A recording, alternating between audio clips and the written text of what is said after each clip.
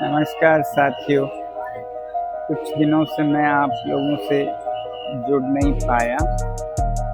आज 18वें दिन। ಸ್ನೇಹಿತರೆ, ದೇಶದ ರಾಜಧಾನಿ ದೆಹಲಿಯ ಜಂತರ್ ಮಂತರ್ ಈಗ ದೇಶದ ಯುವಜನತೆಯ ಅತಿದೊಡ್ಡ ಆಕ್ರೋಶದ ಕೇಂದ್ರ ಬಿಂದುವಾಗಿದೆ. ಪ್ರಖ್ಯಾತ ಪರಿಸರವಾದಿ ಮತ್ತು ಶಿಕ್ಷಣ ತಜ್ಞ ಸೋನಂ ವಾಂಗ್ಚುಕ್ ಅವರು ಕಳೆದ 20 ದಿನಗಳಿಂದ ಅನ್ನ ಆಹಾರವನ್ನು ತ್ಯಜಿಸಿ ಅನಿರ್ದಿಷ್ಟಾವಧಿ ಉಪವಾಸ ಸತ್ಯಾಗ್ರಹವನ್ನು ನಡೆಸುತ್ತಿದ್ದಾರೆ.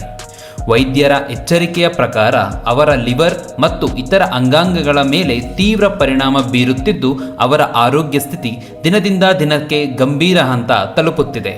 ಈಗಾಗಲೇ ಅವರ ದೇಹದ ತೂಕ ಬರೋಬ್ಬರಿ 9 kgಯಷ್ಟು ಕುಸಿದಿದೆ. ಇದೇ ರೀತಿ ಮುಂದುವರೆದರೆ ಅವರ ಆರೋಗ್ಯ ಅತ್ಯಂತ ಗಂಭೀರ ಸ್ಥಿತಿ ತಲುಪಲಿದೆ ಎಂದು ವೈದ್ಯರು ಸಹ ಎಚ್ಚರಿಕೆ ನೀಡಿದ್ದಾರೆ. ಅಷ್ಟಕ್ಕೂ ಈ ಸೋನಂ ವಾಂಗ್ಚುಕ್ ಅವರು ಲಡಾಖ್ ಬಿಟ್ಟು ದೆಹಲಿಯಲ್ಲಿ ಯಾಕೆ ಉಪವಾಸ ಕುಳಿತಿದ್ದಾರೆ? ಯುವಕರು ಕಟ್ಟಿರುವ ಈ ಕಾಕ್ರೋಚ್ ಜನತಾ ಪಾರ್ಟಿ ಹೋರಾಟದ ಹಿನ್ನೆಲೆ ಏನು? ಬನ್ನಿ, ಈ ಇಂಟ್ರೆಸ್ಟಿಂಗ್ ಮಾಹಿತಿಯನ್ನು ನಾನು ನಿಮಗೆ ತಿಳಿಸಿಕೊಡುತ್ತೇನೆ. ಇದೇ ಥರದ ಇಂಟ್ರೆಸ್ಟಿಂಗ್ ಫ್ಯಾಕ್ಟ್ಸ್ಗಳಿಗಾಗಿ ಅನಾಮಧೇಯ ಯೂಟ್ಯೂಬ್ ಚಾನಲನ್ನು ಸಬ್ಸ್ಕ್ರೈಬ್ ಮಾಡಿಕೊಂಡು ಬೆಲ್ ಐಕಾನ್ ಅನ್ನು ಕ್ಲಿಕ್ ಮಾಡಿಕೊಳ್ಳಿ.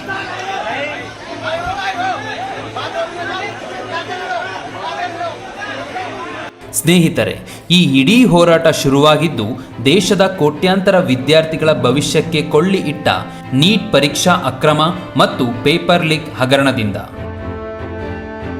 ದೇಶದ ಅತ್ಯಂತ ಕಠಿಣ ಪರೀಕ್ಷೆ ಬರೆದು ಮೋಸ ಹೋದ ಯುವಕರು ದೆಹಲಿಯಲ್ಲಿ ಪ್ರತಿಭಟನೆ ಆರಂಭಿಸಿದರು. ಆದರೆ ಈ ಹೋರಾಟಕ್ಕೆ ಕಾಕ್ರೋಚ್ ಜನತಾ ಪಾರ್ಟಿ ಎಂಬ ವಿಚಿತ್ರ ಹೆಸರು ಬಂದಿದ್ದರ ಹಿಂದೆ ಒಂದು ಇತಿಹಾಸವಿದೆ.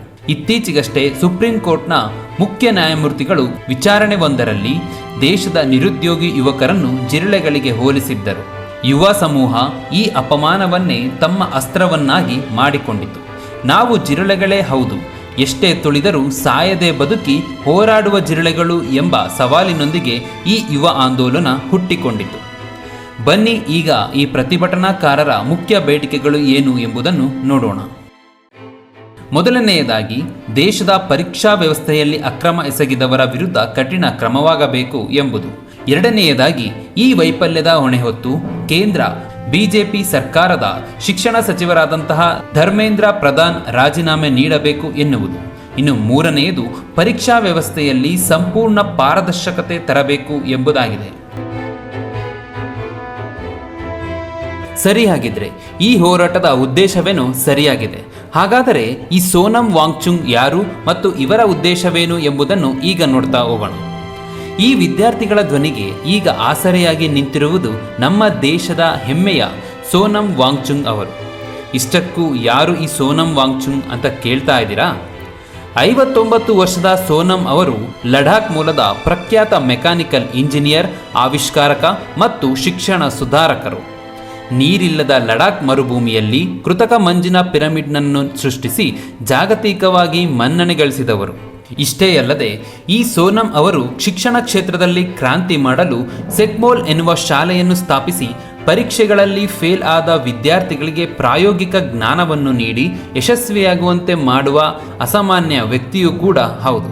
ಅಷ್ಟೇ ಅಲ್ಲ, ಬಾಲಿವುಡ್ನ ಸೂಪರ್ ಹಿಟ್ ಸಿನಿಮಾವಾದಂತಹ 3 Idiotsನ ಫುಕ್ಸುಂಗ್ ವಾಂಗ್ಡು ಪಾತ್ರಕ್ಕೆ ನಿಜವಾದ ಸ್ಫೂರ್ತಿಯೇ ಈ ಸೋನಂ ವಾಂಗ್ಚುಕ್ ಎಂದು ಸಹ ಹೇಳಲಾಗುತ್ತದೆ. ಕಳೆದ ಹಲವು ವರ್ಷಗಳಿಂದ ಲಡಾಖ್ನ ಪರಿಸರ ಸಂರಕ್ಷಣೆಗಾಗಿ ಮತ್ತು ಸಂವಿಧಾನದ 6ನೇ ಶೆಡ್ಯೂಲ್ ಜಾರಿಗಾಗಿ ಹೋರಾಡುತ್ತಿದ್ದ ಇವರು ದೇಶದ ಯುವಜನತೆಯ ಭವಿಷ್ಯ ಪೇಪರ್ ಲೀಕ್ನಿಂದ ಹಾಳಾಗುತ್ತಿರುವುದನ್ನು ಕಂಡು ಸಹಿಸಲಾಗದೆ ಜೂನ್ 28ರಿಂದ ಜಂತರ್ ಮಂತರ್ನಲ್ಲಿ ಅನಿರ್ದಿಷ್ಟಾವಧಿ ಉಪವಾಸ ಸತ್ಯಾಗ್ರಹಕ್ಕೆ ಕುಳಿತಿದ್ದಾರೆ.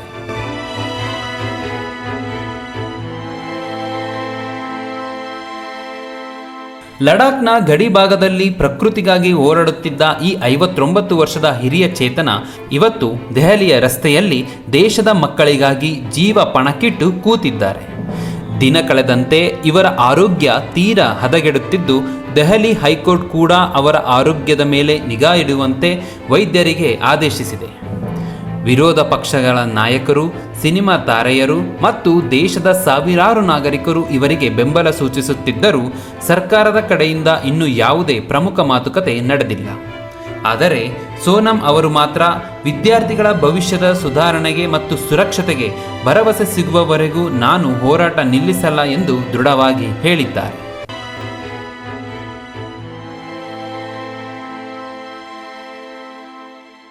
ನೋಡಿದ್ರಲ್ಲ ಸ್ನೇಹಿತರೆ, ದೇಶದ ಪ್ರಗತಿಗೆ ಕೇವಲ ದೊಡ್ಡ ಬಿಲ್ಡಿಂಗ್ಗಳಿದ್ದರೆ ಸಾಲದು.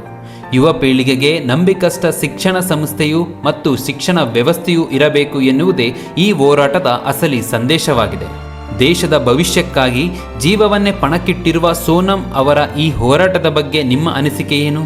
ಈ ದೇಶದ ಶಿಕ್ಷಣ ವ್ಯವಸ್ಥೆ ಹೇಗೆ ಬದಲಾಗಬೇಕು ಎಂಬುದನ್ನು ಕಮೆಂಟ್ ಮೂಲಕ ನನಗೆ ತಿಳಿಸಿಕೊಡಿ. ಈ ವಿಡಿಯೋ ಇಷ್ಟವಾಗಿದ್ದರೆ ಒಂದು ಲೈಕ್ ಮಾಡಿ ಮತ್ತು ಇದೇ ಥರದ ಇಂಟ್ರೆಸ್ಟಿಂಗ್ ಫ್ಯಾಕ್ಟ್ಸ್ಗಳಿಗಾಗಿ ಅನಾಮಧೇಯ ಯೂಟ್ಯೂಬ್ ಚಾನಲನ್ನು ಸಬ್ಸ್ಕ್ರೈಬ್ ಮಾಡಿಕೊಳ್ಳಿ ಎಂದು ಕೇಳುತ್ತಾ ನಿಮ್ಮ ಪ್ರೀತಿಯ ಅನಾಮಧೇಯ ಈಗ ಹೋಗಿ ಬರುತ್ತಾನೆ. ಧನ್ಯವಾದಗಳು.